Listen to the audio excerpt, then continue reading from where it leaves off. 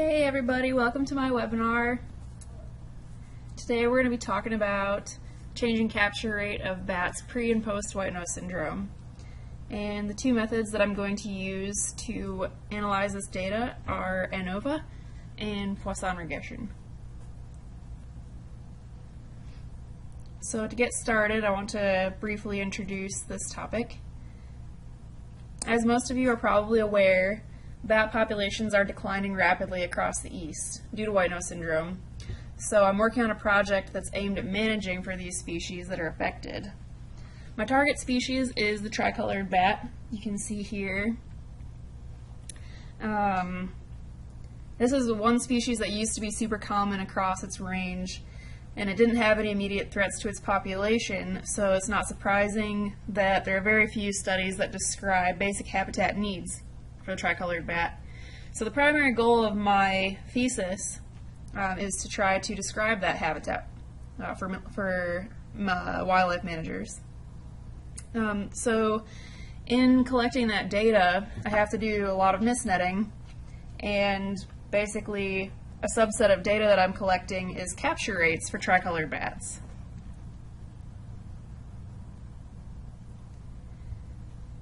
And this can also contribute directly to their management in the form of providing concrete analysis on population trends. The sample units that I'm going to gather from netting are capture rates. Capture rate is, in this context, is the number of bats captured per night, per net area, per hour. In other words, the number of bats that we catch divided by the number of square meters of net that we used that evening. So if you want to take a look at my data set that I'll be using, we have here the year that the bats were captured. And for my purposes, I just decided to make that either basically a yes or a no, or a 0 or a 1. 0 being pre-white nose syndrome years. So these are all captures from the year 2000 to 2004. And then year 1 is any year that is after white nose syndrome arrived at Great Smoky Mountains National Park. So these are mostly just my captures from last summer, so 2015.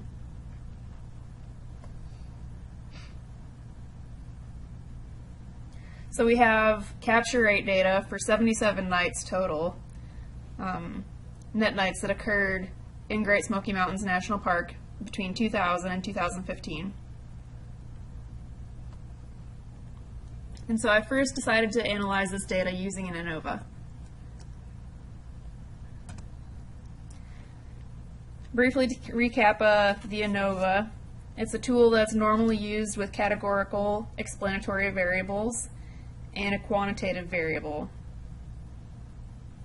I use the ANOVA because all of the variables that I'm looking at in this data set are categorical. So using the ANOVA, I'll analyze if there's a statistically significant difference in capture rates between years, years being prior to white nose syndrome arrival or after white nose syndrome arrival, among sites, which there are 20 of, and among summer months, which there are 5 different months that we captured bats in. So in other words, I'm interested to see whether populations changed before or after white nose syndrome appeared, if captures changed based on month, and if captures changed based on field site. The null hypotheses for this would be that capture rate did not change significantly between years or months or among field sites. So let's take a look at how we run this test in R.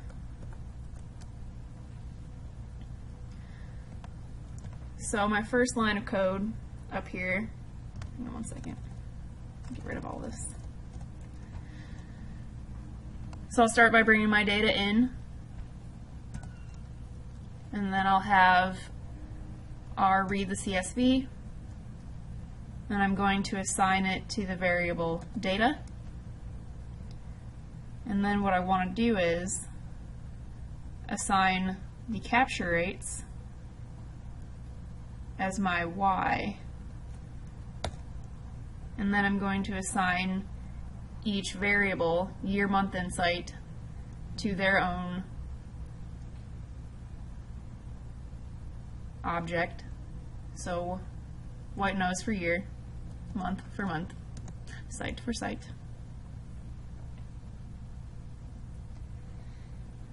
And then I'm going to make a function called fit, and I'm going to feed it the linear model that includes the capture rate as a function of white nose year, month, and site.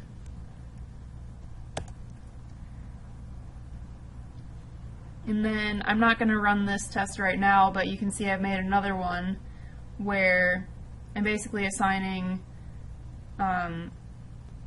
capture rate as a function of year, month, and site, and I put this caret 3, and basically that just will simultaneously run the interactions of each different variable I have in here. So it would also run the interaction of white nose and month, month and site, and white nose and site.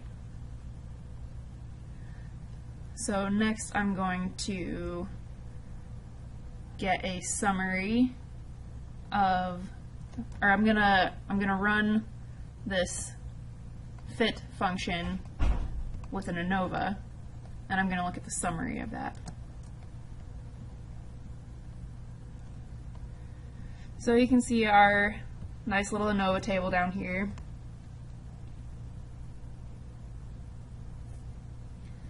And looking at the significance codes at the bottom, you can see that only one variable, white nose syndrome year, was significant, and that was only significant to 0.05 or under is the p-value. So basically that means that we reject the null hypothesis and conclude that there is a significant difference in capture rate of tricolored bats between pre and post white nose syndrome years.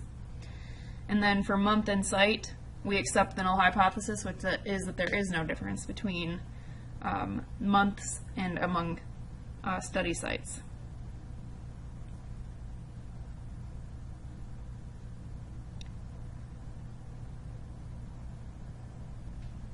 So to look at another method for analyzing months specifically, I wanted to try using the Poisson regression. As we discussed in class, this can be used to model discrete count data, which is basically exactly what I have with these capture rates. So to accomplish this, I switched the months variable from categorical to continuous by substituting Julian day instead. So here Julian day is my independent variable, and the capture rate is my dependent variable. Or rather, number of captures is what I ran here. So in R,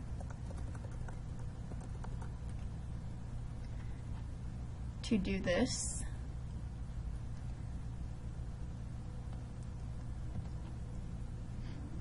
I set a different y, call it y2, and I assigned the number of captures for each evening to that y.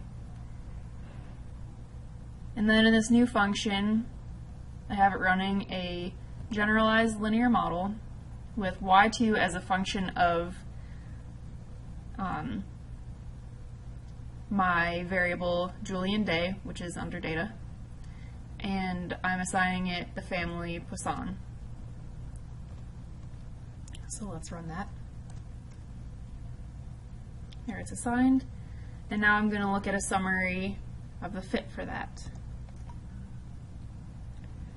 So here's the table that generates, and to interpret this, we look at the p-values here. So my p-value for Julian date is 0.104. So obviously that's not significant. So typically what you would want to do after running this Poisson for this type of data is you would want to run a test to check to make sure that we're not over dispersed, meaning that if we were over dispersed, that would mean that the mean is not the same as the variance, which is an assumption of this type of Poisson test. Unfortunately, that package is not working for my R for some reason, so I won't be able to show you how to run that test on here. But if you were to get the correct package, the test that you would want to run is, I believe,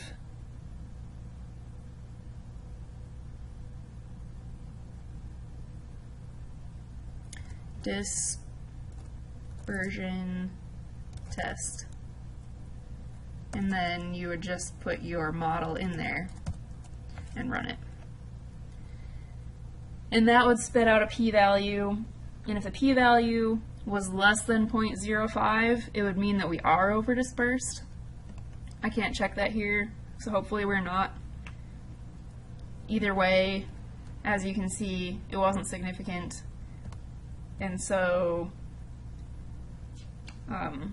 you can see that there is no relationship between number of captures and Julian day.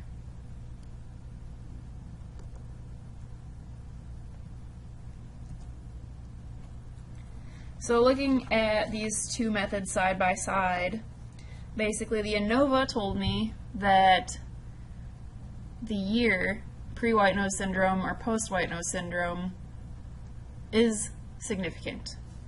And I would expect to see that because that's what we've seen with every other population that's been hit by white nose syndrome across the Northeast. Basically, we've seen a 97% decrease in populations for every type of monitoring method that we've used, and so we'd expect to see that now that white nose syndrome is here, we would also see that massive drop in population size. So the ANOVA and the Poisson both told me that there's no significant difference in month, which you might expect to see a difference in capture rate between months if you were looking at females, because female bats have, they normally express more activity when they're raising young and giving birth. So we'd expect to see that we would have a higher level of captures in mid-late summer during parturition for those individuals. But since this data set primarily only has males, it makes sense that we would see a uniform capture rate across months. And then looking again at the ANOVA, there was no significant difference between sites. I might expect to see a difference if the structure of my sites varied, obviously, but it really doesn't. All of my sites are mostly forest corridors, and since the structure between all the different forest corridors is roughly the same, I would expect to see that my capture rate would be about the same. I'll be interested in future netting nights to try putting some nets in the forest interior and along forest edge, because it's been seen in different studies that tricolored bats prefer to forage along forest edges rather than in forest corridors or in forest interiors. So I'll be interested to see if that holds true in the Smoky Mountains as well. So that's about it for my webinar. Thank you guys for listening, and I'll be happy to answer any questions via email if you have any.